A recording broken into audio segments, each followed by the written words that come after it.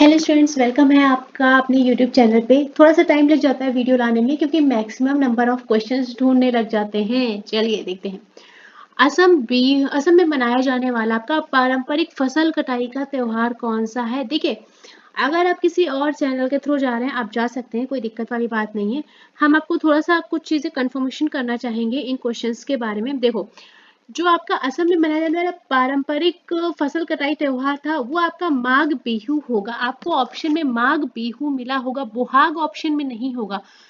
बोहाग जो है आपका नव वर्ष के लिए मनाया जाएगा, ठीक है, या इसको रोंगाली बिहू कहते हैं। याद रहेगा, डाउट में मत रखना। जो हमारा असमिया नव वर्ष और कृषि मौसम की शुरुआत का प्रतीक होता है वो हो जाता है आपका बोहाग बिहू, ठीक है। और आपका फसल कटाई वाला जो रहेगा वो आपका माघ बिहू होगा। क्लियर? अगर किसी तरह का कोई डाउट हो तो कमेंट बॉक्स में मेंशन कर देना, ठीक है। फसल वाला जो आपका ये क्वेश्चन है ये आपका एमटीएस में भी आ चुका है 2022 में, सॉरी 23 में। 22 का नोटिफिकेशन था, 23 में आया था। 23 का जो आपका वीडियो है ऑल जीके का वो हम आपको नाइट में प्रोवाइड कर देंगे। हम पूरी कोशिश करेंगे कि आज रात को हम 2023 का पूरा कंप्लीट जीके का वीडियो अपलोड कर दें, क्योंकि 2023 के रिपीटेशन क्वेश्चन ज्यादा हैं हमारे पास, ठीक है। देखो, अब जो बिहू है हमारा, यहाँ पर थोड़ा सा समझ लो, थोड़ा सा टाइम देके। बिहू ये 3 तरह के हो रहे हैं आपके पास। पहला आपका मिल रहा है रोंगाली बिहू, क्लियर, या बोहाग बिहू, तीनों को समझना। दूसरा है हमारे पास कोंगाली बिहू या कटी बिहू, ठीक है, बिहू बार बार नहीं लिख रही हूँ। तीसरा है आपके पास भोगाली बिहू या माघ बिहू, ठीक है। तीनों है, अब तीनों ही अलग अलग तरह से मनाए जाते हैं। जो हमारा रोगाली बिहू या बोहाग बिहू बोला है ये आपका असमिया नव वर्ष के लिए मनाया जाता है, ठीक है, क्लियर। अगर आप कटी बिहू की बात करेंगे तो ये आपका मनाया जाएगा, ये देखो अप्रैल के मध्य में मनाया जाता है, अप्रैल महीने के मध्य में मनाया जाता है। पूरा नहीं लिख रही हूँ मैं। जो आपका कटी बिहू है ये अक्टूबर के मध्य में मनाया जाता है, ठीक है, अक्टूबर महीने के मध्य में मनाया जाता है। और यहाँ पर घरेलू देवताओं की पूजा की जाती है, सही है, याद रहेगा। आगे चलते हैं। अगर आप भोगाली या माघ बिहू की बात करेंगे तो ये आपका जनवरी माह के मध्य में मनाया जाता है, ठीक है, बीच में मनाया जाएगा। और ये आपका रिलेटेड है फसलों से, सही है, हो जाएगा। चलो, कंफ्यूजन दूर। 3 तरह के बिहू मनाए जाते हैं, तीनों बता दिया आपको हमने। गरीबी हटाने के पहले 1 मिनट और रुको। एक चीज मैं आपको और बताना चाहूंगी यहाँ पर। जो आपका ये वाला क्वेश्चन है एमटीएस 2023 में आया है, ठीक है। और इसके अलावा इससे रिलेटेड कुछ और चीजें मैं आपको बता दूंगी। 1 मिनट रुको। सीएचएसएल एग्जाम में भी आपका आया हुआ है ये 2023 में। इसके अलावा आपका एमटीएस 2022 में भी आया है, एमटीएस 2022 में भी फसल वाला आया हुआ भैया जी, ठीक है। माघ बिहू जो है 14 से 15 जनवरी के मध्य मनाया जाता है, 14 से 15 जनवरी के मध्य में। चलो, एक बात और बताओ, एक दो त्योहार हम आपको और बता देते हैं जो हमें लग रहा है एग्जाम में पूछ सकते हैं। लोहड़ी आपकी कहाँ होती है? पंजाब में। फेस्टिवल वैसे मैं आपको करा चुकी हूँ पर थोड़े से बता देती हूँ, ठीक है। अगर आपसे पोंगल पूछ लेंगे तो कहाँ आप बताएंगे? तमिलनाडु में। देखिए, पूरी कोशिश कर रहे हैं आपसे एग्जाम से रिलेटेड क्वेश्चन आपका। एक ये वाला खासकर याद रखना, ठीक है, मकर विलक्कू। ये खासकर मैं रिक्वेस्ट करूंगी आप लोगों से, इसको याद रखना। मकर विलक्कू जो है ये आपका केरल का त्योहार है, ठीक है, इसको खास तौर पे दिमाग में थोड़ा बिठा के रखना। चलिए, एक क्वेश्चन और है हमारे पास। जो रोंगाली बिहू या नव वर्ष है रोंगाली वाला, ये कितने दिनों तक मनाया जाता है? ये वाला त्योहार है आपका जो मनाया जाता है, कितने दिनों तक मनाया जाता है? ये क्वेश्चन एक तरह का मिला है हमें, यहाँ पर हमें आंसर अभी कंफर्म नहीं है।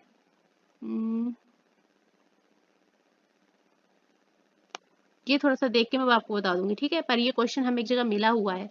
इस बारे में मुझे भी नॉलेज नहीं है, मैं आपको बता दूंगी देख के। 7 दिन का होता है शायद, या 3 दिन का होता है, अभी कंफर्म नहीं, मैं आपको बता दूंगी, ठीक है। इसके लिए मैं माफी चाहती हूँ, ये मुझे भी कंफर्म नहीं है, गलत नहीं बताना चाहती मैं आपको। गरीबी हटाने के लिए पहली बार किस योजना पर फोर्स दिया गया था? हमने आपको फाइनल पीडीएफ में प्रोवाइड किया था, वहां पर हमने आपको अच्छे से बताया था किस योजना में कितना आपका टेन्योर था, कितना टाइम पीरियड था, कितना योजनाओं में आपका गैप था, किसका क्या एम था, कितनी जीडीपी का था, सब बताया था, ठीक है। फाइनल पीडीएफ में चेक करना, वहां पे आपको मिल जाएगा। 198 पेज की आपकी पीडीएफ है। हम रिक्वेस्ट करेंगे कोई नया बच्चा है तो वो टेलीग्राम से डाउनलोड कर सकता है इस पीडीएफ को, अभी मैंने जल्दी ही की है।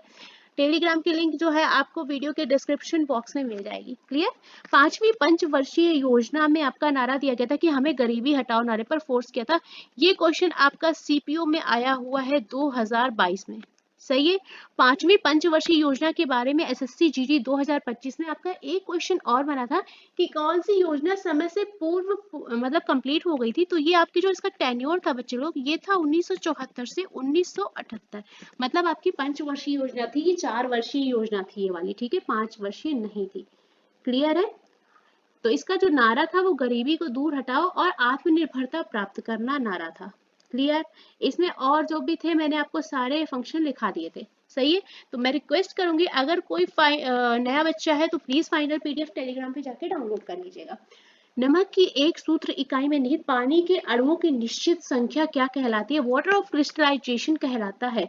देखो क्या होता है, एक नमक सूत्र इकाई में पाए जाने वाले जो पानी के अणुओं की संख्या होती है वो निर्धारित मात्रा क्रिस्टलीकरण के पानी का निर्माण करती है। जैसे कि हम अगर आपको एग्जांपल दें, Na2 एग्जांपल समझिएगा, CO3.10H2O, ठीक है। ये क्या है? वॉशिंग सोडा का फॉर्मूला है ना, वॉशिंग सोडा, इसका ये आणविक सूत्र है, ठीक है। इसमें पानी की जो वाटर ऑफ क्रिस्टलाइजेशन है, मॉलिक्यूल्स कितने हैं? टोटल 10, ठीक है। इस तरह से निकालते हैं, हो जाएगा। चलो आगे चलते हैं।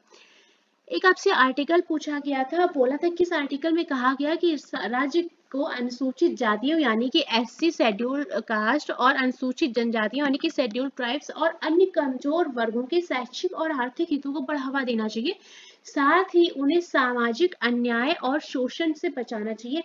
अंडर आर्टिकल 46 आपकी इन प्रायोरिटीज पे फोर्स किया गया था। सही है। चलो, किसी भी क्वेश्चन में कोई भी डाउट लगे बच्चे लोग प्लीज कमेंट सेक्शन में जाना, कमेंट सेक्शन में जाके आपको बस क्वेश्चन नंबर डालना है कि हमें इस क्वेश्चन में डाउट है या हमें इस क्वेश्चन को समझ में नहीं आया, ठीक है। चलिए, दिल्ली के मुख्यमंत्री कौन बने? देखिए आतिशी मार्लेना जी बनी है। इन्होंने रिप्लेस किसको करा है? अरविंद केजरीवाल को। अब अगर आपको ईयर या डेट से पूछा है, आप एक बार ये देख लेना, लेकिन जो अरविंद केजरीवाल है वो 2024 तक के आपके काउंट हो जाएंगे।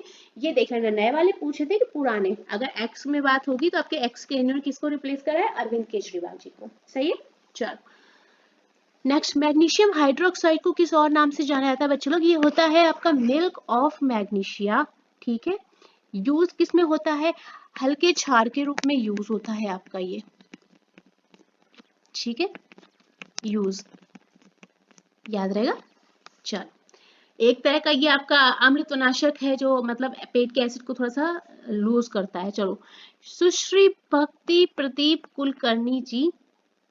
एक चीज और है मिल्क ऑफ मैग्नीशिया के बारे में, मैं आपको एक चीज और बताऊं कि एक आपसे क्वेश्चन बना था कि किसके साथ मिलाने पर ये दूधिया रंग का सफेद निलंबन बनाता है? तो इसको जब पानी के साथ मिक्स करते हैं, ठीक है, यहाँ पर मेंशन कर लो, पानी के साथ मिलाने पर जब इसको पानी के साथ मिक्स करते हैं तो ये दूधिया अवक्षेप बनाता है, ठीक है। तो ये हो जाता है दूधिया। ये वाला क्वेश्चन मिला था कि किसके साथ मिलाने पर ये दूधिया अवक्षेप देता है। क्लियर? चलो, भक्ति प्रदीप कुलकर्णी जी किस खेल से संबंधित हैं? तो ये हो जाएंगे आपके शतरंज खिलाड़ी, ठीक है। यहाँ पर एक मिनट आओ, सीजीएल में आपका ये क्वेश्चन आया हुआ है 2022 में। सही है। चलो, भक्ति प्रदीप कुलकर्णी के बारे में एक चीज और खास बात है, इनको दूसरा सबसे बड़ा खेल अवार्ड दिया गया था, अर्जुन पुरस्कार। सही है। और ये फीमेल है, ठीक है, तो डाउट में मत रहना, गोवा की पहली महिला बनी थी जिनको अर्जुन अवार्ड दिया गया था, याद रहेगा। चलिए, नेक्स्ट क्वेश्चन पे मूव ऑन करते हैं। सीजीएल में आपका ये क्वेश्चन आया हुआ था और इनका खेल पूछा गया था कि किस खेल में इनको अवार्ड दिया गया था। सीजीएल 2023 में आया था क्वेश्चन ये। आगे चलते हैं। 2011 की जनगणना के अनुसार भारत की साक्षरता दर क्या है? भैया जी देखिए, हम आपसे एक रिक्वेस्ट करेंगे, हमने मॉर्निंग तो नहीं, दोपहर में हमने आपको एक सेंसस की वीडियो अपलोड की है और उसमें हमने आपको एक ईयर पहले की वीडियो भी अपलोड की है। हम आपसे फिर से रिक्वेस्ट करेंगे, वैसे तो हमने इस वीडियो की पीडीएफ जो आज बनाई है नई, उसकी पीडीएफ प्रोवाइड कर दी आपको टेलीग्राम पे, लेकिन हम आपसे रिक्वेस्ट करेंगे एक बार अगर आपके पास बच्चे लोग थोड़ा सा टाइम है तो जो ये एक ईयर वाली सेंसस है इसको भी चेक कर लो, इसकी लिंक भी हमने टेलीग्राम पे अपलोड की है, ठीक है, क्योंकि कुछ चीजें हमने इसमें भी बताई हुई हैं, तो दोनों वीडियो को एक बार कंबाइन करके, टाइम कम है तो फास्ट फॉरवर्ड करके देख लो, सही है। भारत की साक्षरता दर 74.04 आज दोपहर में ही बताई है। अब यहाँ पर एक चीज देखो, अगर आपकी मेल और फीमेल की बात होगी तो जो मेल है यानी कि पुरुष है उसके लिए साक्षरता दर आपकी हो जाएगी 82.14% और फीमेल्स यानी कि महिलाओं के लिए ये साक्षरता दर आपकी हो जाएगी 65.46%। क्लियर? चलिए देखिए, जितना कोशिश हो सकता है, जितना अच्छे से हम इसको एक्सप्लेन कर सकते हैं उतना बताने की कोशिश करते हैं।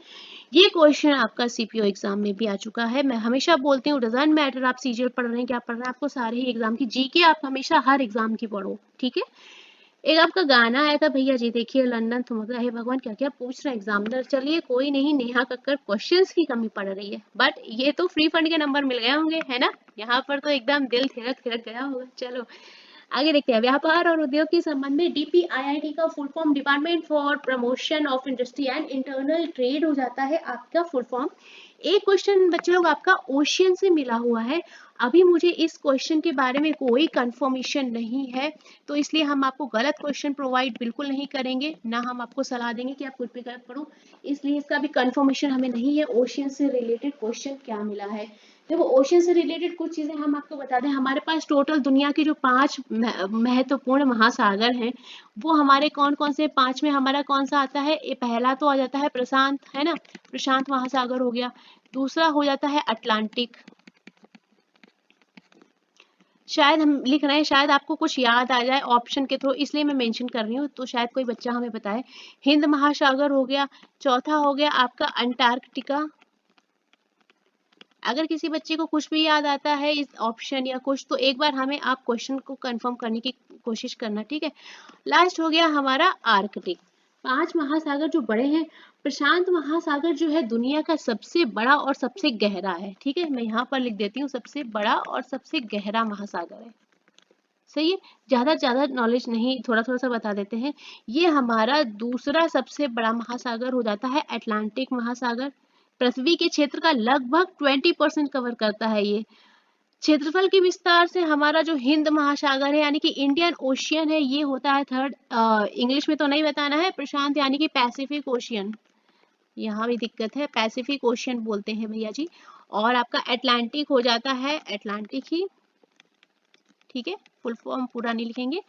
हिंद आपका क्या हो जाता है, Indian, third Indian ocean. Clear? चलिए इसके बारे में हाँ एक क्वेश्चन और बनता है। एक बार एक क्वेश्चन हमें मिला था देखने में, प्राचीन ग्रंथ में किसको रत्नाकर कहा गया था, तो हिंद महासागर को ग्रंथों में रत्नाकर महासागर के नाम से जानते हैं, सही है। चलो देखिए, हम तो ऐसे ही पढ़ाते हैं, एक क्वेश्चन में आपको क्वेश्चन की डिटेल भी देंगे और 4 ऑप्शन है तो 4 ऑप्शन की भी डिटेल देंगे। 365 डे सीरीज ज्वाइन करो, जो नए वाले वीडियोस हैं उनको एक बार चेकआउट करना, ठीक है। जो लास्ट में हम लोगों ने कराए हैं डे आई थिंक 95 डे से शुरू किया है, उसके पहले जो हमने वीडियोस अपलोड की वो 1 ईयर पहले की हैं। उस टाइम मैंने आप लोग का रिस्पॉन्स कम था, बच्चे उतने ज़्यादा ऐड ऑन नहीं थे, इसलिए हमने उसको बहुत सही से नहीं कराया, बट आफ्टर डे 90 हमने बहुत इंप्रूवमेंट किया, बच्चों के अकॉर्डिंग किया, इसलिए हम आपसे एक बार रिक्वेस्ट करेंगे डे 365 सीरीज को एक बार बच्चे लोग जो लेटेस्ट वीडियोस हैं वो चेक करना डे 90 के बाद से, ठीक है। डे 90 के बाद से जो वीडियोस हैं वो चेक करना, अगर पसंद है तो आप उसके साथ ऐड ऑन हो जाना, ठीक है। चलिए हाँ, हम लोग कहाँ पर थे भैया जी, आर्कटिक, ठीक है। आर्कटिक क्या है, हमारा दक्षिणी ध्रुव महासागर बोला जाता है, ठीक है।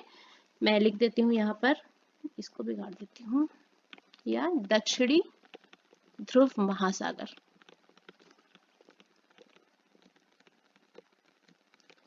इसको आप चौथा सबसे बड़ा बोल सकते हैं या दूसरा सबसे छोटा, ठीक है, याद रहेगा। चलिए इसके बाद हो जाता है हमारा आर्टिका, जिसको हम लोग बोलते हैं आर्कटिक को उत्तरी ध्रुव महासागर, ठीक है, उत्तरी ध्रुव महासागर। कुछ डिटेल हमने आपको दे दी, हमें ओशियन से क्या क्वेश्चन था अभी हमें पता नहीं है, इसलिए हमने आपको यहाँ पर मेंशन कर दिया। अगर आपको याद आ जाता है तो प्लीज हमें इन्फॉर्म कीजिएगा। सोनल मानसिंह किस नृत्य शैली से संबंधित है? देखो क्वेश्चन आपका ये फ्रेम नहीं हुआ है पेपर में, जो है ये वाला क्वेश्चन नहीं आया है, ये मैंने एक्स्ट्रा नोटिस किया है। सोनल मानसिंह के डांस फॉर्म जो है वो भारतनाट्यम और ओडिसी है। यहाँ तक सही है। चलो अब हुआ क्या है, जो आपसे क्वेश्चन फ्रेम हुआ है वो फ्रेम हुआ है ये वाला, कि सोनल मानसिंह को किस वर्ष पद्म विभूषण से सम्मानित किया गया। तो इनको जो पद्म विभूषण मिला है वो मिला है 2003 में, ठीक है। और जो आपको ये मिला है पद्म भूषण, ये आपका मिला है 1992 में। हो जाएगा क्वेश्चन, और डिटेल दूं इसकी। चलो एक काम करो, मैं आपको और डिटेल मेंशन कर देती हूँ आपको। जो नृत्य फॉर्म था ये आपका जीडी एग्जाम 2024 में आया था, ये वाला क्वेश्चन, जिसमें उन्होंने केवल आपका डांस फॉर्म पूछा था। 2003 में इनको पद्म विभूषण मिला। ये पहली भारतीय महिला नर्तकी बनी जिनको भारतनाट्यम और ओडिसी में पद्म विभूषण मिला, ठीक है। इसके अलावा और डिटेल्स की जरूरत नहीं है, इतना ही है हमारे पास फिलहाल के लिए कंटेंट में। और देखते हैं 2011 की जनगणना के अनुसार दक्षिण भारत में सबसे कम साक्षरता दर वाला राज्य, ऑप्शन में आपका आंध्र प्रदेश था, ठीक है। ऑप्शन के थ्रू जाएंगे हम लोग। 2023 के एशियाई खेलों के उद्घाटन समारोह में भारत के ध्वजवाहक, देखो उद्घाटन के समय पूछा है तो आपका हरमनप्रीत सिंह और लवलीना बोरगोहेन होगा, ठीक है। प्री श्रीजेश जो है विदाई के टाइम पे, मतलब जब खत्म हुआ था तब। 74वां संशोधन किससे संबंधित है? शहरी स्थानीय स्वशासन। बच्चों ने बोला कि ये आर्टिकल ही संविधान संशोधन ही पूछा गया था, आपको ऊपर कंटेंट दिया हुआ था कि इससे संबंधित संविधान संशोधन कौन सा है। मतलब कि क्वेश्चन हमारा हमारी लैंग्वेज में बोले तो आपको उल्टा पुल्टा मिला है, मतलब आंसर ऊपर दिया है और क्वेश्चन को आंसर फ्रेम किया है, ठीक है। ऐसा हमें कुछ सुनने में मिला है। एक काम करो, यहाँ पर एक चीज और मेंशन करो। वैसे तो हम कोशिश कर रहे हैं, जो आपका ये अधिनियम था, संशोधन अधिनियम, ये था आपका 1992, सही है। आगे चलते हैं। इसी क्वेश्चन में पहले देखो कुछ और एक दो चीजें बता देती हूँ मैं। 73वां जो संविधान संशोधन था, ठीक है, संविधान संशोधन नहीं लिख रही हूँ, आपको बोलती जा रही हूँ तो समझना। ये किसके लिए था? पंचायत राज प्रणाली के लिए। एक दो लिख लो, है ना, क्योंकि आपका एग्जाम है। आपको पता है कि मैं बहुत ही लिमिटेड चीजें कराती हूँ, एक्स्ट्रा नहीं कराती हूँ। जो मुझे बहुत लगता है हाँ ये कराना चाहिए, जरूरी है, वो मैं आपको करवा देती हूँ। तो ये पंचायत राज प्रणाली की नींव के रूप में ग्राम सभा की परिकल्पना करता है हमारा 73 वाला। जो हमारा 101वां है, जो बहुत पेपर में आए हुए हैं, मैं वो आपको बता रही हूँ। ये आपका जीएसटी से रिलेटेड है। जीएसटी के क्वेश्चंस हम आपको एक काम करते हैं, सॉरी यहाँ पर मैं मेंशन कर देती हूँ। जीएसटी की पीडीएफ मैं आपको अभी थोड़ी देर में कोशिश करूंगी कि आपको प्रोवाइड कर दूं, ठीक है, टेलीग्राम पे। जो मुझे इंपॉर्टेंट क्वेश्चन लगेंगे, मैं थोड़ा सा टाइम दीजिए, मैं इसको कर देती हूँ। जीएसटी से रिलेटेड थी, ये हमने आपको पहले भी बता दिया था कि जीएसटी संशोधन जो हुआ था 101वां संशोधन कहलाया था। इसके अलावा आपका एक और संशोधन है 103वां, ठीक है। तो आर्थिक रूप से कमजोर वर्ग को आरक्षण देना। आर्थिक रूप से, देखो पढ़ाने के लिए बहुत सारा कंटेंट हम आपको सब पढ़ा सकते हैं, लेकिन अब एग्जाम है तो उसके हिसाब से हमें आपका टाइम नहीं वेस्ट करना ज्यादा। आरक्षण, ठीक है, इससे रिलेटेड है। और एक दो लिखना चाहेंगे क्या? 71वां लिख लो। 71वें में 8वीं अनुसूची में दो भाषाएं शामिल की गई थी, पहला कोंकणी और दूसरा नेपाली, ठीक है। मैं बोल रही हूँ, एक एक वर्ड नहीं लिख पाऊंगी, आपका टाइम बहुत ज्यादा चला जाएगा। जो बहुत खास आर्टिकल है 42वां लिख लो एक। 42वें आर्टिकल में आपका भारत का मिनी संविधान जाना जाता है, ठीक है, भारत का मिनी संविधान। क्वेश्चन अगर बन जाए भारत का मिनी संविधान कौन सा आर्टिकल है, तो आपका 42 हो जाएगा, ठीक है। सॉरी, संविधान है, आर्टिकल नहीं है, मिनी संविधान। आर्टिकल दूसरी चीज हो जाती है आपकी, ठीक है। तो अगर ये आ जाए तो आपको क्या टिक करना है? 42वां संशोधन। 42वें संशोधन के तहत आपका क्या एड ऑन किया गया था? मौलिक कर्तव्य। ये देखो बहुत जो खास एग्जाम में आए, मैं आपको वो लिखवा दे रही हूँ, हो सकता है आपको इसमें से कोई आपकी नेक्स्ट शिफ्ट में मिल जाए। दूसरा आपका इसमें प्रस्तावना में दो शब्द जोड़े गए थे, मैं आपको शॉर्ट में बता रही हूँ, सारे वर्ड नहीं लिखूंगी। प्रस्तावना में आपका क्या जोड़ा गया था? पहला वर्ड जो था वो था समाजवाद को जोड़ा गया, और जो दूसरा था वो सुरक्षा और एकता को जोड़ा गया। ठीक है,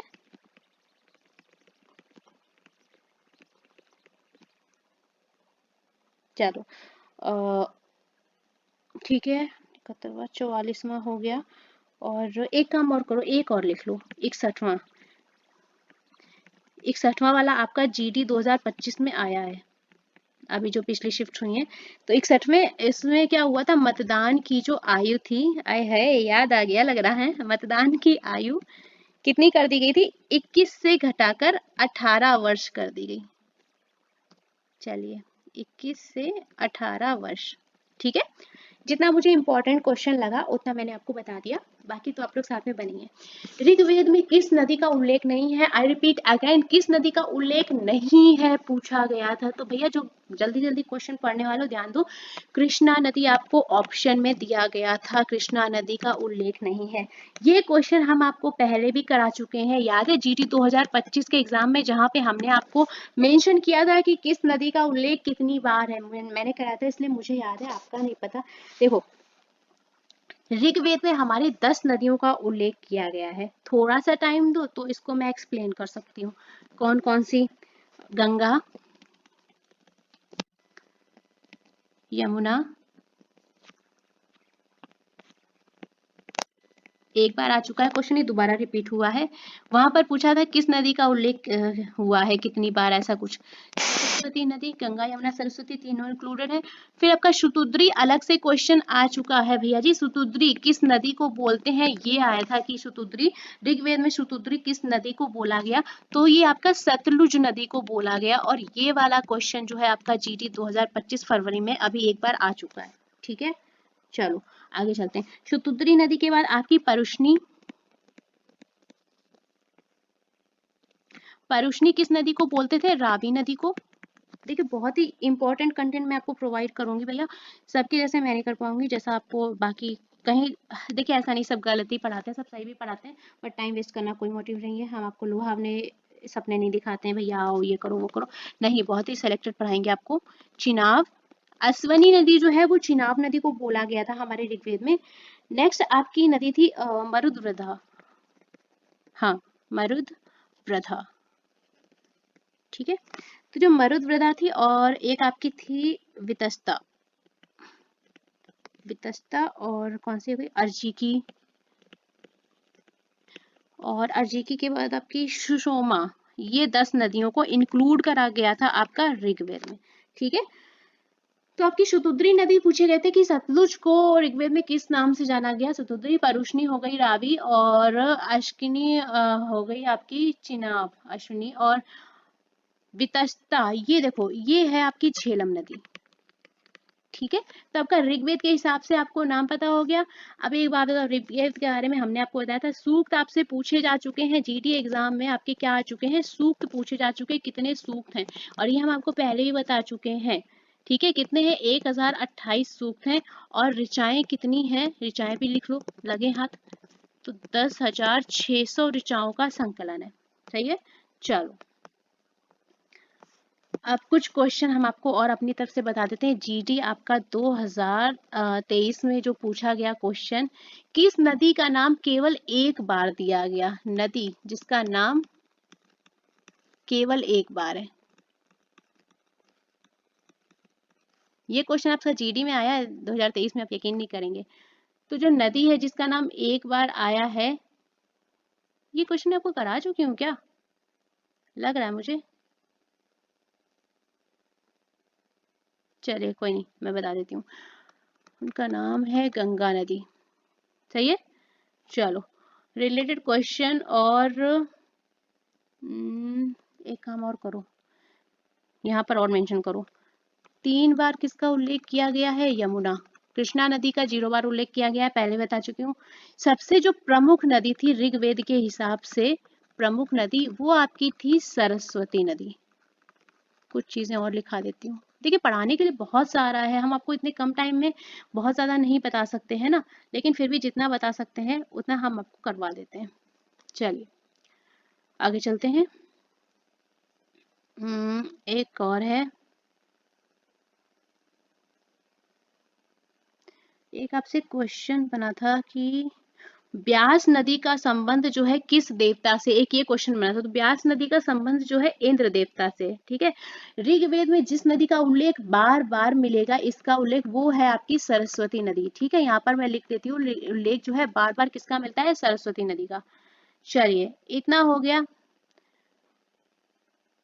आगे चलते हैं, नेक्स्ट क्वेश्चन पे मूव करते हैं, नहीं तो यहीं पर अटके रहेंगे। सत्रिया नृत्य किस राज्य का शास्त्रीय नृत्य है? असम का डांस फॉर्म है, ये पहले भी बताया था। शास्त्रीय नृत्य कितने हैं? 8 लिखा चुकी थी मैं पहले भी। इस जो नृत्य है ये सत्रिया हमारा, इसके प्रवर्तक कौन है? संत श्रीमंत शंकर देव जी, ये भी बता चुके हैं। आपका एमटीएस एग्जाम में क्वेश्चन एज इट इज आया है ये, ठीक है। चलिए, और शास्त्रीय नृत्य मैं आपको एक बार बता चुकी हूँ, अगर आप चाहें तो मैं लिखा देती हूँ भाई। भरतनाट्यम कहाँ का है आपका? तमिलनाडु का है, फिर से लिख लो। और कथकली और मोहिनीअट्टम कहाँ के हैं? ये दोनों केरल के, 3 हो गए। और कुचिपुड़ी ये हो गया आपका आंध्र प्रदेश का, 4 तो ये हो गए, और 4 नीचे लिखा देती हूँ, ठीक है। टोटल कितने हैं? 8 शास्त्रीय नृत्य की बात हो रही है। अगला कथक जो आपका उत्तर प्रदेश का है, मोहिनीअट्टम हो गया मणिपुरी, मणिपुर का है। ओडिसी हो गया आपका उड़ीसा का, ठीक है। ये मैं पहले भी आपको करवा चुकी हूँ। चलिए अगला देखते हैं, नगर पालिका और पंचायत चुनाव किसके द्वारा आयोजित किए जाते हैं? अच्छा एक छूट गया, अरे छूट नहीं गया, अरे मकारों, सत्रिया, ये लिखा तो है, अब ये भी लिखूं क्या? सत्रिया, ये हो जाता आपका असम का। हो गए 8, बोला तो भाई। नगर पालिका और पंचायत चुनाव किसके द्वारा आयोजित किए जाते हैं? राज्य चुनाव आयोग के द्वारा आयोजित किए जाते हैं। Under which article? तो आपका आर्टिकल हो जाता है 243(k)(1), ठीक है। इसमें आपका अनाउंस करा गया कि चुनाव की तैयारी, संचालन, उसका पर्यवेक्षण, निर्देशन जो भी है सब राज्य चुनाव आयोग जिम्मेदार होगा उसके लिए, और उन्होंने इतना कह गया, अपना पल्ला छाड़ लिया, ठीक है। चलो 25वें चुनाव मुख्य चुनाव आयुक्त कौन है? राजीव कुमार जी हैं। ये 15 मई 2022 से, कार्यकाल जो है इनका 18 फैब, ये लो भैया कल तक के ही है, ये 2025 तक के रहेंगे, ठीक है। चलो कोई बात नहीं, आपके एग्जाम में आज ही क्वेश्चन आ गया, अगले वालों के लिए एक नया क्वेश्चन बन जाएगा। नेक्स्ट, सार्वजनिक, एक बात और बताओ, जो मुख्य चुनाव आयुक्त है इनकी जो नियुक्ति होती है वो होती है राष्ट्रपति के द्वारा। देखो कोई भी क्वेश्चन उठाओ उसमें पढ़ाने के लिए बहुत सारा है। कार्यकाल आपका होता है 6 ईयर या 65 ईयर तक, है ना। चलो, सार्वजनिक सत्य धर्म पुस्तक के लेखक ज्योतिराव गोविंद राव फुले, ये क्वेश्चन आपका नया था, मुझे नहीं मिला, ठीक है। चलो आगे चलें, चलो आगे तो खत्म हो गया। चलो 20 क्वेश्चंस हमारे कंप्लीट हो गए। अगर आपको कोई क्वेश्चन याद आता है तो प्लीज हमें कमेंट करें, हमने पूरी कोशिश की है थोड़ा सा क्वेश्चंस को अच्छे से सही से लाने की। कोई बच्चा अगर ऐसा है जिसने इस शिफ्ट में एग्जाम दिया है, किसी क्वेश्चन में कोई डाउट हो कि नहीं आया था या आया था या किस तरह से आया था, तो प्लीज हमें कॉमेंट करें, ठीक है। चलिए फिर मिलेंगे शिफ्ट 2 की वीडियो के साथ, तब तक के लिए साथ में बने रहें। पीडीएफ की टेंशन ना लें, पीडीएफ आपको कुछ देर में टेलीग्राम पे प्रोवाइड हो जाएगी।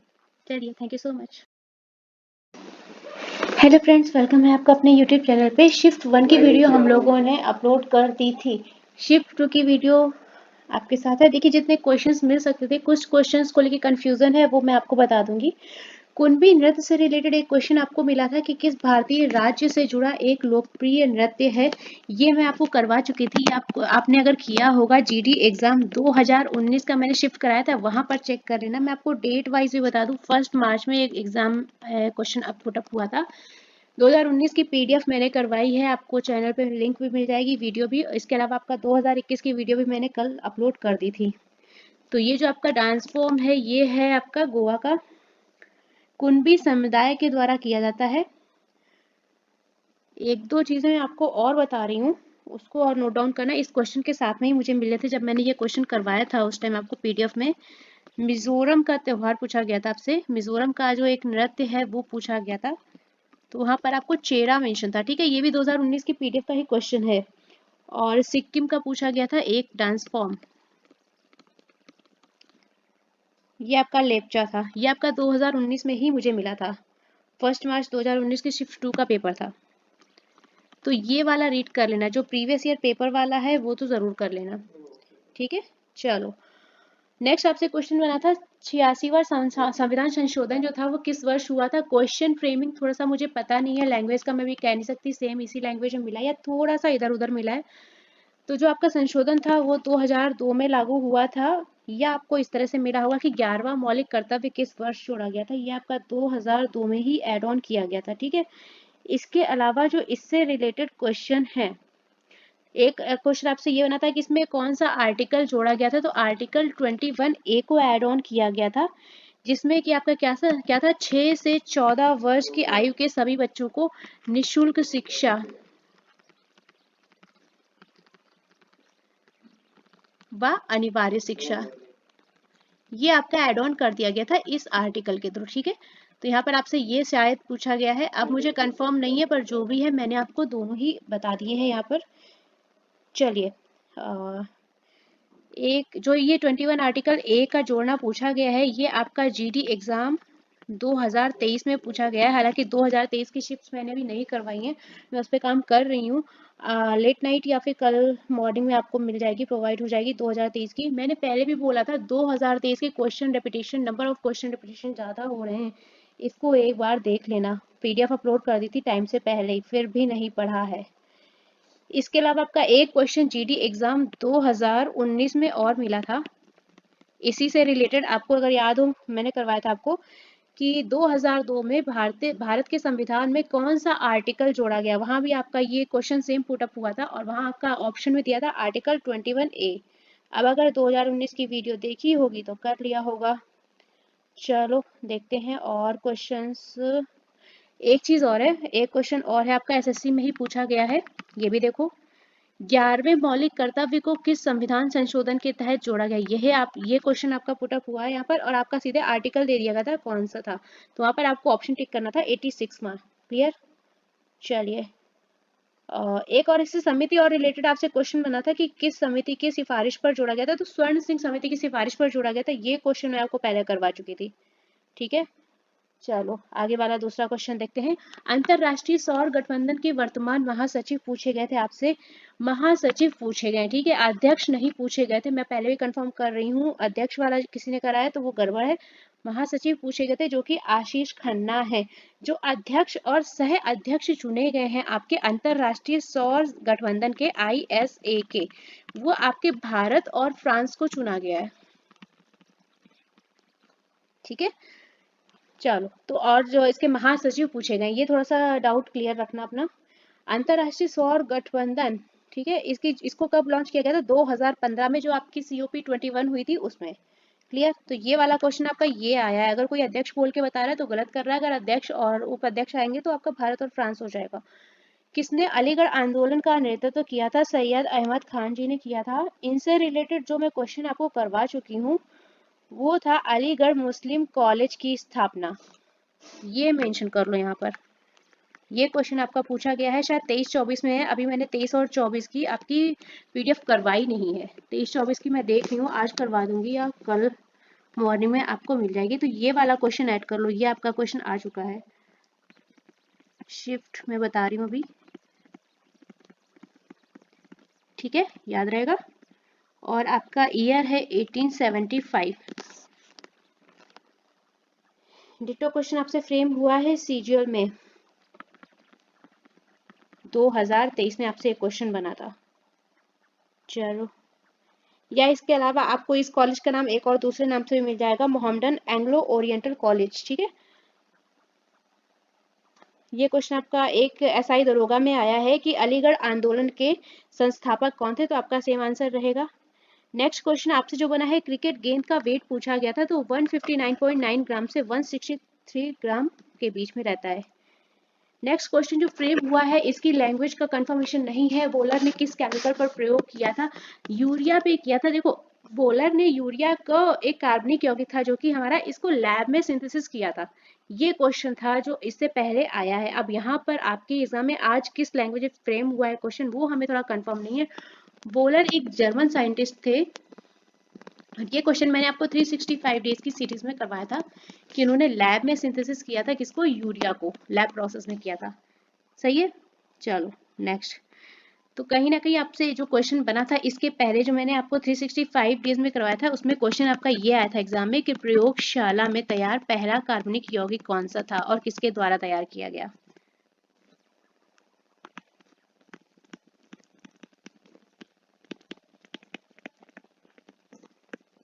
ठीक है, तो पहला कार्बनिक यौगिक जो कि लैब में प्रिपेयर हुआ यूरिया था, किसने किया? वोलर ने। ये आपको इनका पूरा नाम देके पूछ लेगा, मैं पूरा नाम मेंशन कर देती हूँ आपको, फ्रेडरिक वोलर।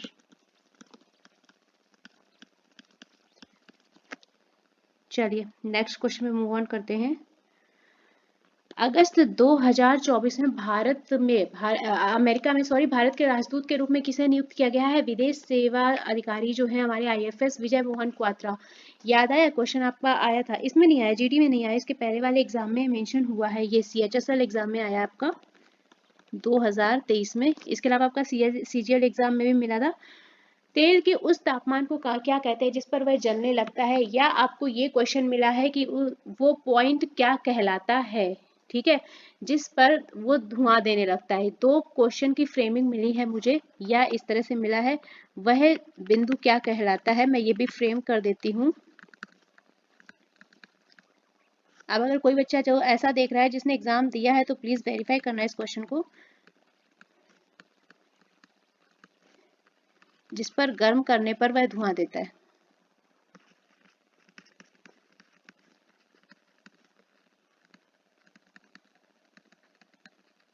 या इस तरह से दोनों क्वेश्चन में से कोई एक लैंग्वेज फ्रेमिंग थी आपकी, वो कहलाता है आपका स्मोक पॉइंट।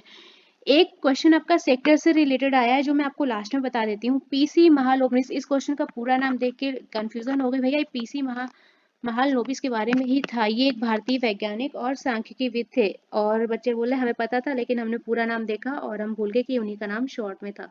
और बताओ, हद है। चलो इन्होंने किसमें मैंने आपको क्या ना बताया था, जो मॉडल था कौन सा? सेकेंड। ये बोला कि द्वितीय पंचवर्षीय योजना मॉडल से रिलेटेड क्वेश्चन था, और क्वेश्चन आपका ये आया था, ठीक है। सेकेंड पंचवर्षीय योजना में इनका रोल प्ले था, मैंने आपको पहले भी बताया था।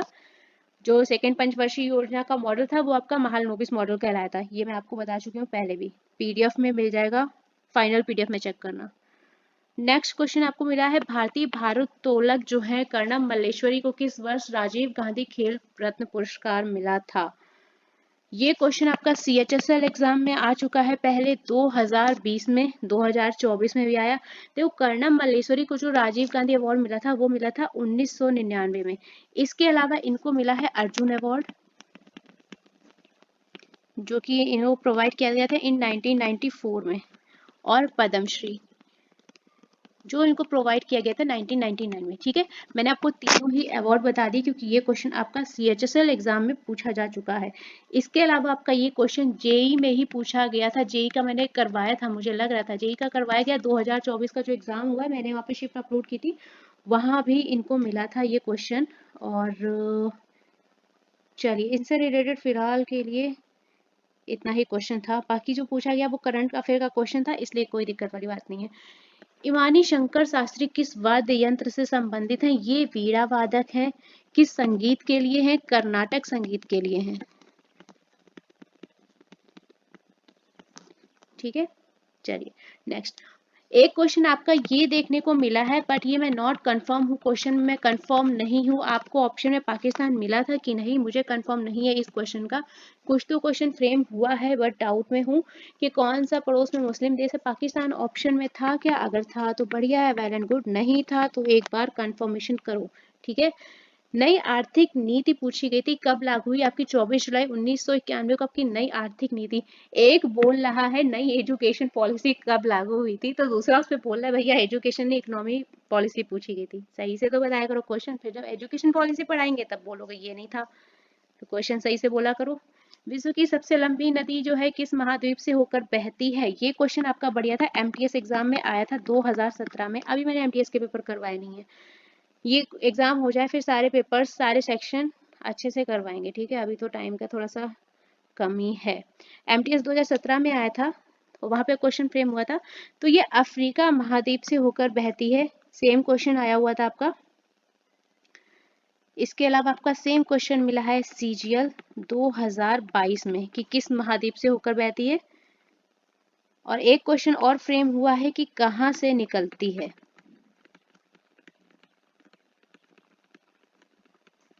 वहां पर इसका आंसर जो मिला था हमें ऑप्शन में वो था विक्टोरिया झील। जितने क्वेश्चन बन सकते हैं उतने हम आपको सारे ही बता दे रहे हैं कि कौन सा क्वेश्चन किस एग्जाम में आया था। 2019 में किसी एक ट्रांसजेंडर महिला थी, उनको भारतनाट्यम के लिए पद्मश्री अवार्ड से पुरस्कारित किया गया था, उनका नाम पूछा गया था। तो आपका नर्तकी नटराज है, क्वेश्चन आपका एमटीएस एग्जाम में आया है 2022, ठीक है। तो ये भारत में भरतनाट्यम के हैं और इनका जन्म जो है वो तमिलनाडु में हुआ था। इनके नाम के आगे मैं मेंशन कर दे रही हूँ, तमिलनाडु से बिलोंग करती हैं ये। चलिए, बूरी बूट त्योहार किस राज्य में मनाया जाता है? इसका नाम आपको मिलेगा बूरी बूट यूलो। यूलो एग्जाम में शायद नहीं दिया था, या दिया था तो किसी बच्चे ने क्वेश्चन फ्रेम किया है, भूल गए। बूरी बूट यूलो त्योहार किस राज्य में मनाया जाता है? एसएससी स्टेनो एग्जाम में आया है ये क्वेश्चन, 2020 में पूछा गया था। अरुणाचल प्रदेश में मनाया जाता है किस जनजाति के द्वारा? तो न्याशी जनजाति के द्वारा मनाया जाता है। वहां पर आपसे जाति पूछी गई थी कि किस जनजाति के द्वारा मनाया जाता है।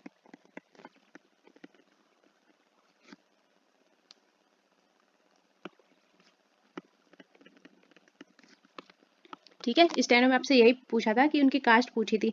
इसके अलावा आपको मैं एक चीज और बता देती हूँ, अरुणाचल प्रदेश में आपका एक और त्योहार मनाया जाता है, यहाँ पर मैं मेंशन कर रही हूँ आपका दफला, ये भी आ चुका है, जो एग्जाम्स में आ चुके वो बता रही हूँ। मोम्बा भी पूछा जा चुका है और न्याशी मैंने आपको बता दिया है। चलिए, ये जनजातियां हैं इनकी। आगे चलते हैं। नव भारत साक्षरता कार्यक्रम को किस वर्ष शुरू किया गया था? मार्च 2023 में शुरू किया गया था इस कार्यक्रम को। और राष्ट्रीय साक्षरता कार्यक्रम कब शुरू हुआ था? इन 1988। दोनों में कंफ्यूजन मत होना, नया पुराना। मैं यहाँ पर मेंशन कर रही हूँ राष्ट्रीय साक्षरता दिवस इन 1988, ठीक है। एक क्वेश्चन और फ्रेम हुआ है, राज्य योजना बोर्ड के अध्यक्ष कौन होते हैं? मुख्यमंत्री होते हैं। और ये क्वेश्चन आपका मुझे कहीं फ्रेम हुआ मिला नहीं है, पर आपका आंसर हो जाएगा मुख्यमंत्री। इसके बाद थोड़ा सा एक क्वेश्चन और देखो, यहाँ पर जो आपके सेक्टर से रिलेटेड क्वेश्चन आया, यहाँ पर मुझे भी सेक्टर कंफर्म नहीं हुआ है। प्राइमरी वैसे सुनने में आया कि टर्शरी सेक्टर को लेके पूछा गया है। मैं यहाँ पर आपको कुछ चीजें मेंशन कर देती हूँ, तो आप क्लासीफाई कर लेंगे उसको अलग अलग।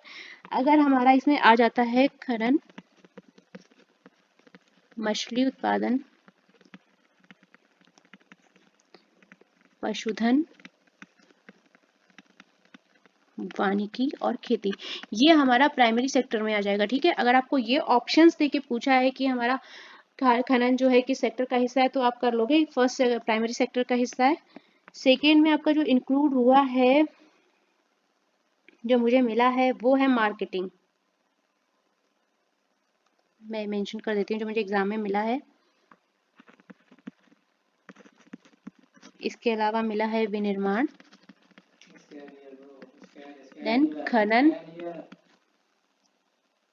ये आपका सेकेंडरी सेक्टर में आ जाएगा। और टर्सरी सेक्टर में आपको जो मिलेगा वो आपको सर्विस सेक्टर के रूप में मिलेगा, जैसे कि बैंकिंग हो गया, आपका परिवहन हो गया, ठीक है। इंश्योरेंस हो गया, बीमा। तो ये हो गया आपके सेक्टर्स, ठीक है। याद रहेगा कि मैं हिंदी में भी लिख देती हूँ। ये हो गया हमारा प्राथमिक, ये हो गया द्वितीयक, और ये हो गया तृतीयक। जो मुझे पता पड़ा है कि वो बैंकिंग सेक्टर पूछा गया है क्या, एक बार कंफर्म करना। अगर कोई बच्चे ने एग्जाम दिया तो उसको कंफर्म कर देना, ठीक है। जितना मुझे मिल पाया उतना मैंने आपको शेयर कर दिया, जो क्वेश्चन डाउट में लगे वो भी बता दिए हैं। पीडीएफ आपको टेलीग्राम पे मिल जाएगी, टेलीग्राम की लिंक आपको वीडियो के नीचे डिस्क्रिप्शन बॉक्स में मिल जाएगी, वहाँ पे ज्वाइन कर लेना। कंबाइंड वीडियो भी मिल जाएगी, वो आपको मॉर्निंग में मिलेगी। थर्ड शिफ्ट का हम थोड़ी देर में अपलोड कर देंगे वीडियो, तब तक के लिए आप फर्स्ट शिफ्ट का चेक कर लीजिए और साथ में बने रहिएगा। हेलो फ्रेंड्स, वेलकम है आपका अपने यूट्यूब चैनल पे। शिफ्ट 1 और शिफ्ट 2 की वीडियो हम लोग अपलोड कर चुके हैं। शिफ्ट 3 के लिए थोड़ा सा लेट हो गया है। क्वेश्चंस देखते हैं क्या मिले हैं। यूपीएससी के वर्तमान अध्यक्ष पूछे गए थे। प्रीति सूदन जी बनी है। कार्यभार इन्होंने कब से संभाला है? अपना 1 अगस्त से। एक क्वेश्चन आपसे बना है, राष्ट्रीय बहुआयामी गरीबी सूचकांक जो एमपीआई है, एमपीआई का सेम क्वेश्चन जो था आपका अभी जीडी 2025 एग्जाम में आ चुका है। मेरे ख्याल से अभी जो 10 से 13 के बीच में एग्जाम है उसमें आया था। हमने आपको 12 संकेतक पढ़ाए थे और 12 संकेतक बताए भी थे कि किस तरह से इसका मापन किया जाता है। आज जो क्वेश्चन आया है वो गरीबी का आकलन में कितने संकेतक शामिल है।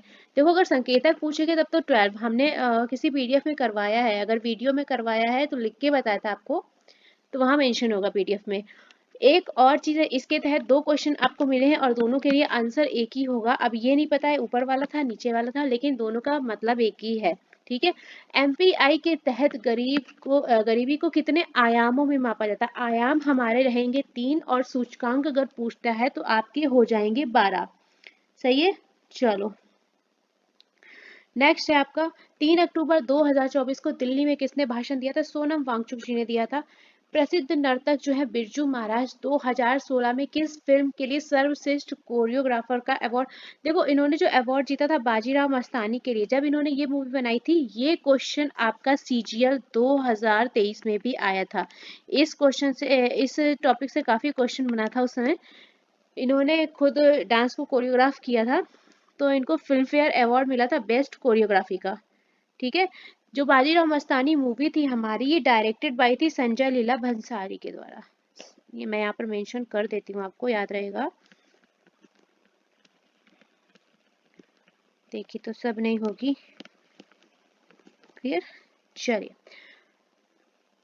इसके अलावा आपका ये क्वेश्चन सीजीएल 2022 में भी आया हुआ है। एसएससी के किसी एग्जाम में, हमें एग्जाम अभी पता नहीं है कंफर्म।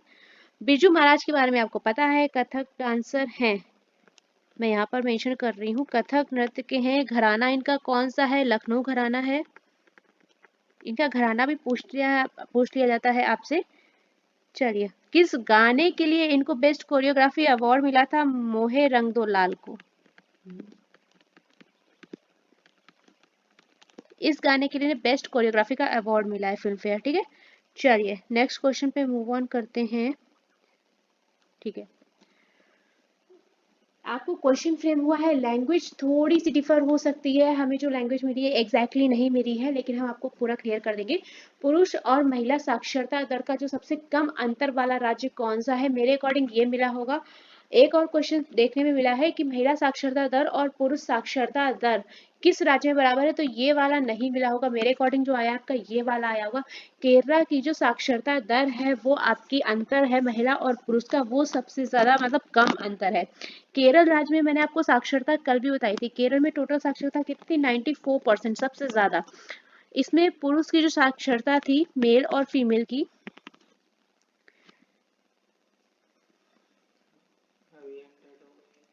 वो हो जाएगी आपकी 96.11% और जो फीमेल की हो जाएगी आपकी हो जाएगी 92.07%। मतलब ये था सबसे कम अंतर वाला राज्य। तो इन दोनों का जब आप डिफरेंस निकालेंगे आपको सबसे कम अंतर आएगा। ठीक है। बाकी स्टेट्स में लिटरेसी रेट है लेकिन उतना ज्यादा नहीं है। केरल में सबसे ज्यादा लिटरेसी रेट है, मेल हो या फीमेल हो दोनों का ही। नेक्स्ट क्वेश्चन आपसे बना था, क्रिप्स मिशन भारत में कब आया था? जीटी में आ चुका है ये। अगर किसी ने पीडीएफ पढ़ी होगी तो सही है, नहीं तो मक्कारों की कमी नहीं है। हमने आपको पीडीएफ पहले प्रोवाइड कर दी थी, उसके बाद भी नहीं पढ़ी होगी। 1942 में आए थे। ठीक है। इस मिशन का जो नेतृत्व था वो मैंने आपको बताया था पहले 365 डेज की सीरीज में स्टैफोर्ड क्रिप्स ने किया था, ये भी मैंने आपको बताया था। इसके अलावा आपका ये क्वेश्चन ठीक है जीडी एग्जाम में ही मिला है मुझे अभी, और देखते हैं अगर और किसी एग्जाम में आया होगा तो हम आपको बता देंगे।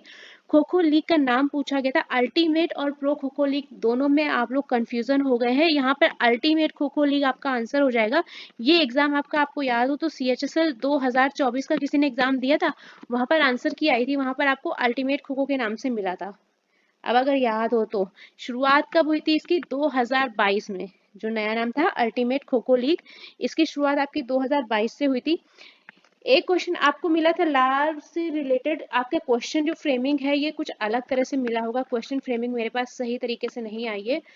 बट ये पूछा गया था कि आपका एंजाइम पूछा गया था, जहां पर आपको ऑप्शन में मिला था एमाइलेज। आप कुछ लोग कंफ्यूज होंगे कि टायरिन नहीं था, भैया सेम नाम है, ठीक है। आपको लिखा हुआ मिल सकता है ये सलाइवरी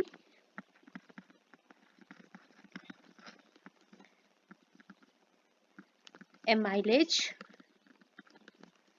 या इसके अलावा जो CHSL में एक आपका एग्जाम क्वेश्चन आया था ये 2022 में, वहां पे आपका एमाइलेज ही फ्रेम किया गया था, ठीक है।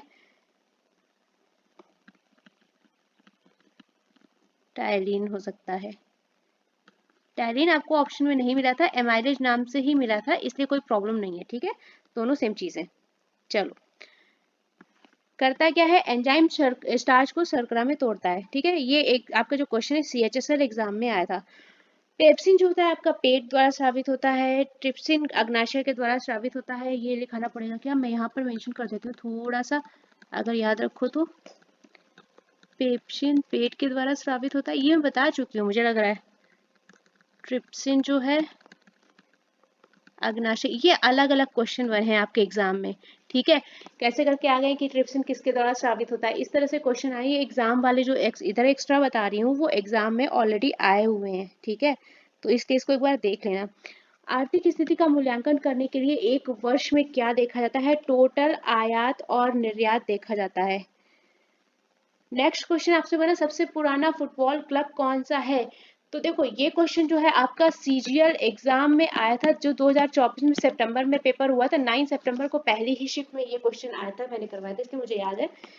वहां पर आपको मोहन बागान AC दिया गया था, लेकिन यहाँ बच्चे बोल रहे ऑप्शन में मोहन बागान नहीं दिया गया था, ईस्ट बंगाल ऑप्शन में था। तो ये एक बार कंफर्म कर लो, चेक कर लेना, अगर ये नहीं था तो आपका दिया गया। अगर आपका ईस्ट बंगाल दिया होगा तो क्वेश्चन सेम फ्रेम हुआ होगा। ऑप्शन एक बार चेक कर लो, मैं यहाँ पे डाउट में हूँ, ठीक है। अगर आपका मोहन बागान नहीं था तो आप ईस्ट बंगाल की तरफ जा सकते हो। नेक्स्ट आपका है, राज्य के नीति निर्देशक सिद्धांत जो DPSP है वो किस आर्टिकल से है। आपका ये क्वेश्चन, आपका जो ये क्वेश्चन है ये आ चुका है CPO एग्जाम में, 2024 में आया है। आर्टिकल आपका 3651 है, और GT 2025 में ये क्वेश्चन 2 बार आ चुका है। 2 बार तो मैं अभी खुद करवा चुकी हूँ, 4 फरवरी से लेके इधर तक, है ना। चलो नेक्स्ट, राष्ट्रपति या उपराष्ट्रपति के चुनाव के संबंध में सभी संदेहों और विवादों से संबंधित आर्टिकल पूछा गया था। आर्टिकल आपका 71 है। इससे रिलेटेड एक क्वेश्चन और मिला था कि राष्ट्रपति के चुनाव के संबंध में सभी संदेह और विवादों की जांच और निर्णय कौन करता है। तो यहाँ पर मैं आपको मेंशन कर देती हूँ, अगर निर्णय से रिलेटेड क्वेश्चन आपका आएगा तो आ जाएगा उच्चतम न्यायालय, ठीक है।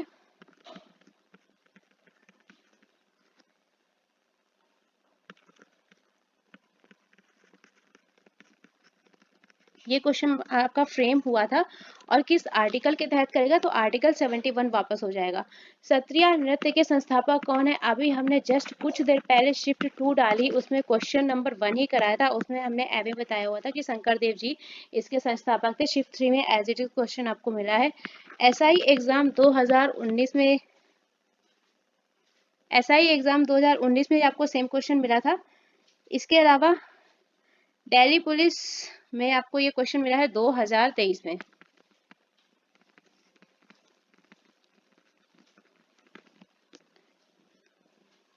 क्षत्रिय हमारा शास्त्रीय नृत्य में था। पूरे 8 शास्त्रीय नृत्य मैंने आपको शिफ्ट 1 में भी कराए थे, ठीक है। चलो, जैव प्रौद्योगिकी या बायोटेक के क्षेत्र में विकास की जो योजनाएं हैं वो किस पंचवर्षीय योजनाओं के दौरान शुरू की गई थी। 12वीं पंचवर्षीय योजना के दौरान। जो आपसे क्वेश्चन आया था बायोकेमिकल से रिलेटेड, एक क्वेश्चन मिला है कि सेम लैंग्वेज नहीं थी, एक ये क्वेश्चन मिला है, biochemical used in which FYP 5 year plan के तहत आपका 12th 5 ईयर प्लान हो जाएगा। 5 ईयर प्लान मैंने आपको सारे करवा दिए हैं। भारत में कितने राष्ट्रीय त्योहार है। देखो राष्ट्रीय त्योहार टोटल नंबर ऑफ 3 है। पहला तो जाता है हमारा स्वतंत्रता दिवस, दूसरा गणतंत्र दिवस, और तीसरा महात्मा गांधी जी का बर्थडे।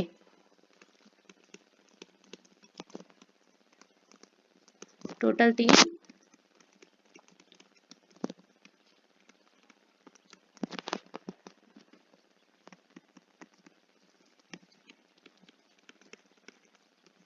नेक्स्ट क्वेश्चन आपसे बना था, किस वंश के राजा ने गुप्त वंश को हराया था। तो श्वेत, उन्होंने सेम क्वेश्चन मिला है।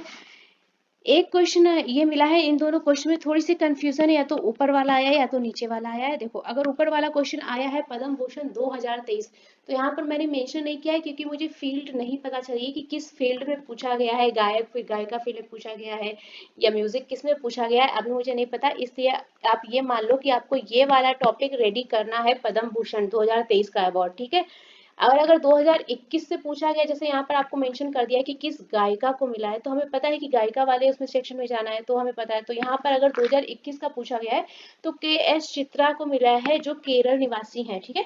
नेक्स्ट आपसे क्वेश्चन बना है, प्रायद्वीपीय पठार में कौन सी नदी नहीं निकलती है। नदियां बहुत सारी हैं, लेकिन वहां पर ऑप्शन में आपको क्या मेंशन थी, अलग अलग नदियां हैं जो नहीं निकलती हैं। इस ये वाला जो क्वेश्चन है ये आपको बहुत अलग अलग तरह से मिला है, हम आपको बताते हैं। एक में आपको गंडक नहीं निकलती है, घाघरा नहीं निकलती है, तो आपको ऑप्शन में वहां पर क्या दिया गया था, महानंदा नहीं निकलती है, महानंदा हमारी हिमालय ग्लेशियर से निकलती है। इसके अलावा आपका आरपीएफ एसआई में आया था, वहां पर प्रायद्वीपी नदी ही पूछी थी, तो वहां पर आपका आंसर ताप्ती हो जाता है। बसपा नदी नहीं निकलती है पहाड़ियों से। जो आपकी प्रायद्वीपीय नदियां होती हैं, मैं यहाँ पर कुछ मेंशन कर देती हूँ, अगर आपकी दूसरी शिफ्ट में आता है ना तो आप कर लोगे। महानदी, गोदावरी, ताप्ती, नर्मदा, कावेरी और कृष्णा, ये हो गई नदियां। बाकी आपको जो ऑप्शन में मिला था वो गंडक ही मिला था, सही है। पदार्थ की पांचवी अवस्था यानी बोस आइंस्टीन कंडेंसेट बीसी की खोज के लिए, पांचवी अवस्था मैंने आपको 365 डेज की सीरीज में करवाया था, पांचों अवस्थाओं के बारे में। एमटीएस में आया हुआ क्वेश्चन है, एमटीएस 2021 में ये आया हुआ है, ठीक है। तो आपको बोला गया था खोज के लिए अवार्ड कब मिला, 2001 में। जो पांचवी अवस्था है वो आपकी हो जाती है बोस आइंस्टीन कंडेंसेट। पहली कौन सी थी, ठोस, दूसरी द्रव, तीसरी गैस, चौथी मैंने आपको बताई थी प्लाज्मा, और पांचवी हमारी हो गई बीईसी यानी कि बोस आइंस्टीन कंडेंसेट। पांचों अवस्थाएं बताई थी। और सबसे ज्यादा जो क्वेश्चन आपका बना है वो बस इसी से बना है कि जो पांचवी अवस्था है वो कौन सी है। एमटीएस 2022 में भी सेम क्वेश्चन रिपीट हुआ है, वहां पर आपकी अवस्था पूछी गई थी। 22 जुलाई 2022 के पेपर में आपको ये क्वेश्चन मिला है। पहले हमारी 3 अवस्थाएं बताई गई थी, लेकिन उसको बढ़ा के 5 कर दिया गया। जो पांचवी अवस्था है वो आपकी 2 से 3 बार एग्जाम में आ चुकी है। चौथी अवस्था जो प्लाज्मा है वो एक या 2 बार आई है, इसलिए जो पांचवी अवस्था है उसको एक बार देख लेना, ठीक है। चलो, तो यहाँ पर हमारी शिफ्ट खत्म होती है। ज्यादातर क्वेश्चन सारे मिल गए। जिन क्वेश्चन की लैंग्वेज में प्रॉब्लम लगी हमने आपको पहले इन्फॉर्म कर दिया। पीडीएफ आपको मिल जाएगी, कंबाइंड वीडियो आपको तीनों शिफ्ट की मॉर्निंग में मिल जाएगी। पेपर इजी था, सेकेंड शिफ्ट का पेपर थोड़ा सा टफ था। अगर आपने पीडीएफ की होगी तो मेरे ख्याल से आपको 5 से 6 नंबर तो आराम से रह गए होंगे, है ना। चलिए फिर मिलते हैं, साथ में बने रहिएगा।